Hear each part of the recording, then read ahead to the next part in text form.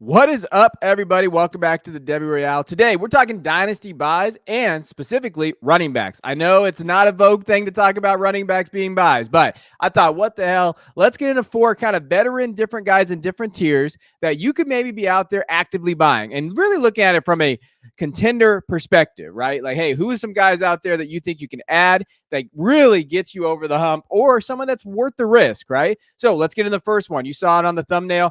Saquon Barkley. Now, this is being recorded and put out there before free agency, but I do think Saquon's going to get a pretty good deal. You saw what the NFL cap looked like.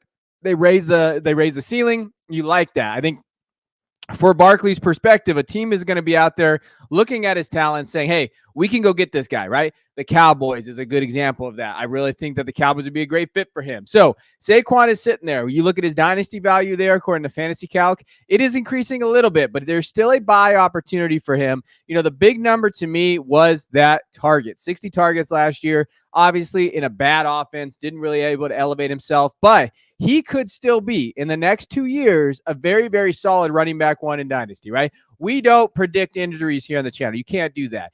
An injury prone is a myth. And well, for the most part, unless you're Treylon Burks, apparently. But it's a myth in terms of like, hey, you can't do that. So is Barkley worth the price, right, of out there and getting a contender? So let's look at some trades. Let's see why. So when you're looking at the rankings out there, Keep Track Cut has him at running back 10, running back 12 at Football Guys, and here at the TDR, we have him at running back 10 as well. When you're looking at deals out there, I think this is where it gets fun for Barkley because you're buying on that talent for the next 2 years. And if the talent is there, 12-team Superflex tight end premium is where these trades come from, and the risk isn't that risk, you know, in terms of you're being a contender, I'm all aboard. Saquon Barkley, Chris Godwin for Zay Flowers and Chuba Hubbard. Again, I understand like basically you think, hey, you could plug in Hubbard. He could possibly give you same production at Barkley. And then, you know, you have Zay Flowers, that up and coming receiver.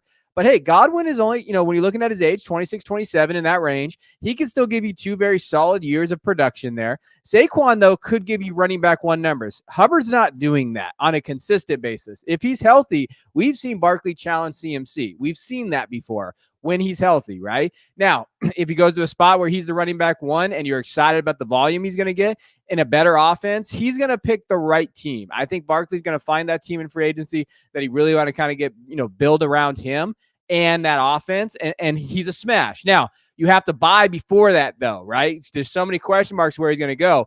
Right now is that time to buy. So I like that deal for the Godwin Barkley side. If I have Flowers and Hubbard, I would do that in a second, right? Smash that. Next deal, Saquon for Debo in a 401.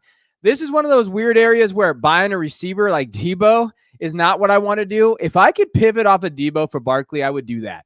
I know it's not in vogue right now in Dynasty to sell a wide receiver for a running back, but Debo to me is a declining asset where he is also always injured, but in an offense that has a ton of weapons, right? If I could get Barkley for Debo, and if I got to throw in a 4th, I'll do it. I don't care. So I will definitely go with Barkley there. And then Barkley for the 112. If you're a contender, just won the league, and you're sitting there at the 112, and you need a running back, or you need some running back depth, because if you look at the rookie class, as we've done, you know, we do the rookie guide, the running back class is a little down this year. You know, like right now, there's no running backs getting taken in the first round of rookie drafts, real ones, not mocks. Then Barkley could be that option for you. 2 years of elite production for some question marks at the back end of the first, right? So that's why I think Barkley could be one of those guys that you go target. Next guy I'm going is Josh Jacobs. And I think for me last year, obviously, you know, Jacobs kind of mailed it in. Let's be real. I think that offense was struggled, obviously, with Jimmy G being injured and kind of, you know, Aiden O'Connell, those type of things. But you have to love the targets at 54. You know, his coach is coming back. He is also a free agent. So I do think that he goes back to the Raiders in this scenario. But even if he doesn't, I do think if he finds it, just like Barkley, he could have that 1 to 2 years of production. Now, will he get to what he did 2 years ago? I don't know. But his value is even lower than Saquon, right? We're kind of tearing down here on this episode to kind of show you the different levels. You want to buy high? Barkley's kind of that buy high running back I'm willing to take a shot on. The next tier is Jacobs, right? He did have 233 attempts. I do think that if he finds himself back at the Raiders, I think that coaching staff is going to like him. I do think that he's going to find a role for himself to where you're like, hey, can be that ideal running back 1. I think the Zamir White concern is overrated. I think Zamir White is fine, but Jacobs is a true running back 1. And I do like that he got those 54 targets. At some point, he's going to score that receiving touchdown in his career, though. Now, why do we say, like, hey, I like his value? So let's look at this. Running back 15, 14, and 13, all kind of throughout the same areas. If I can get Josh Jacobs right now for a second, I do that. Now, 201, I'm okay with that if I have that extra second, right? If I'm sitting there. Now, some would say no, they'd rather have whoever's sitting at 201 or 202 or whatever that looks like. But this is very team dependent, so context matters. If I need a running back, I have an extra second, I'm willing to take the risk on Josh Jacobs. I think that's a smash. And some dynasty manager or analysts won't like that. But hey, that's why we're all different. I enjoy kind of different contexts of hearing that, because you could get a top 12 running back for a second round pick. And if you like to win your leagues, go win your leagues, right? We're always chasing value, but sometimes the value doesn't come. And sometimes the value ends up being Quentin Johnson. And that's when you bottom out too. Next deal is Tua and Josh Jacobs for Jalen Hurts. This is a tough one. If you like the Jalen Hurts side, I do not blame you there. But if you think Tua can be that, QB 12, he's your QB 2 in this instance, and then you get Josh Jacobs there, I think it's an interesting deal. I like to show both sides of these deals. I'd probably lean Jalen Hurts if you still think he can be a top 5 QB in this one, but I do want to show you different types of trades in terms of super flex trades, right? And then Jacobs for David Montgomery in a 204. I like Monty, but I do think Gibbs is going to take that next step. The second is what gives me pause a little bit. If that's a third, I think it's a smash for Jacobs. The second is you're really buying high, but I do think that I'd rather have Jacobs than Monty for the next 2 years in Dynasty. So if I have to give up a second for that, you might be buying high a little bit, but I do think that's a value there, right? And I think he's going to go back to the Raiders, which I do think the production is going to be there. Now, next guy that I want to talk about, Brian Robinson. So like I said, we're tearing down, right? So if you look at his Dynasty value right now, it's about as low as it's been in terms of what that looks like. Obviously, new staff, right? So we're thinking Kingsbury being there. When we're talking about just what the offense is going to look like, new quarterback, all of those things. But I do think Brian Robinson's getting kind of undervalued a little bit as that running back 2/3 that can give you some production, right? When you're just looking at volume and production, and he's cheaper, right? So what we're trying to do is find you some running backs that you can go trade for that plug and just play, right? And you don't have to break the bank. First two guys, Barkley, Jacobs, still hold that value where you're kind of breaking the bank. Robinson is more of a dynasty, just buy and plug, and you have that kind of rotational piece that you need. 178 attempts last year, 733 yards and 5 touchdowns. Still was pretty targeted. And the thing about Brian Robinson is that even at Alabama, he was targeted in the passing game. Like, he has above average receiving ability, and he's going to get utilized in the red zone, right? So I love that for Robinson moving forward. Now, as far as where he's going in terms of like this value, running back 20, 23, and 22. But if I could get that for Gabe Davis, now this is a deal that happened. I'm smashing the Brian Robinson side for Gabe Davis, right? I think the Gabe Davis thing is he's going to maybe find a role as a free agent. I've been on the Gabe Davis train before. I want to get off that damn train. If I can go get a Robinson with maybe that volume coming, I'm okay moving him for that. 206, again, you're really re-rolling here. If you like the 206, you're looking at Braylon Allen, Jalen Wright, Marshawn Lloyd, all of those guys right now.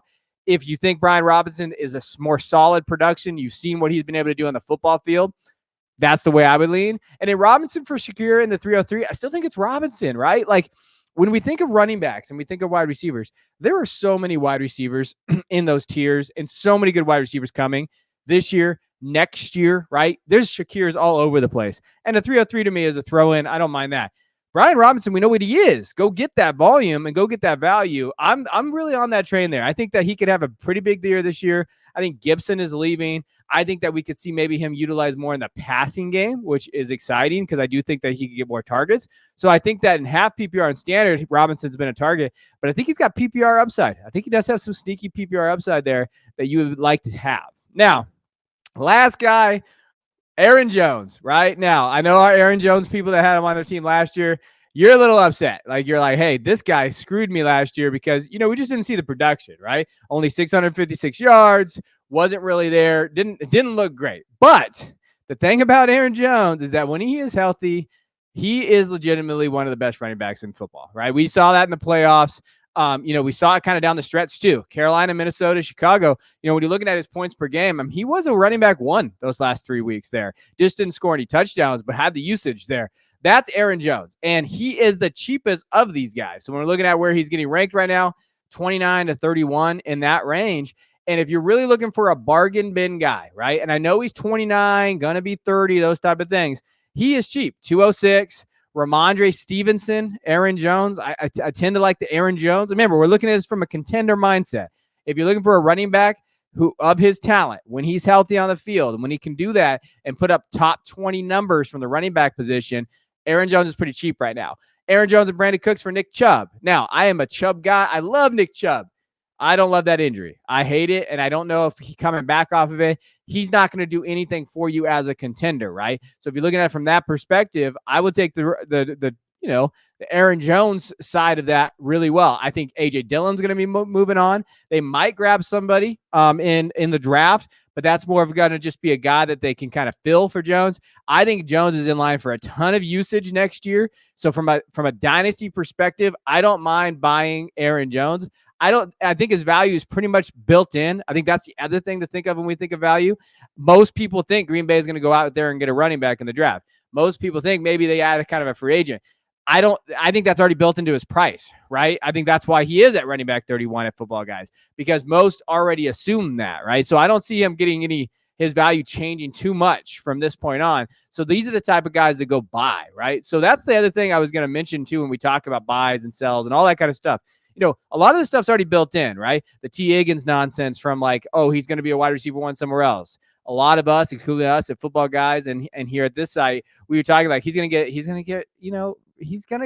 come back. He's going to get franchise tagged.